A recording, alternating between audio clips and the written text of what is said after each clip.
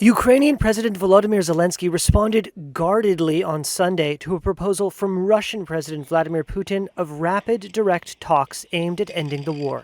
Putin made his proposal in a televised statement from the Kremlin on Saturday, more than 3 years after he sent Russian forces to invade the smaller neighbor.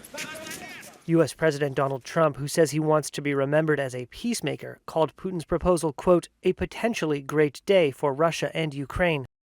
Trump broke from his predecessor, Joe Biden, in dropping a demand for an immediate Russian withdrawal from Ukraine, and instead pressed both sides to agree to a temporary ceasefire. I want a ceasefire. With guarantees. Because you'll get a ceasefire faster than an agreement. Ask our people about ceasefire, what they think. Zelensky and other Western allies resisted this, saying a pause in fighting would allow Russia to redeploy forces for further attacks.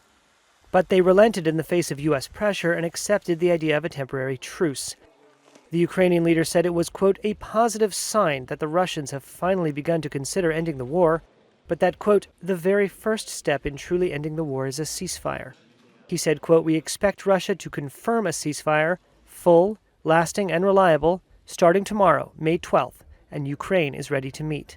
It will focus on how to build and guarantee real and lasting security.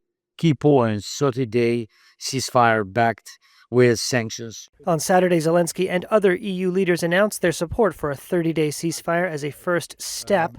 There is this ceasefire for 30 days proposal that is very clearly now on the table. It's unconditional ceasefire for 30 days.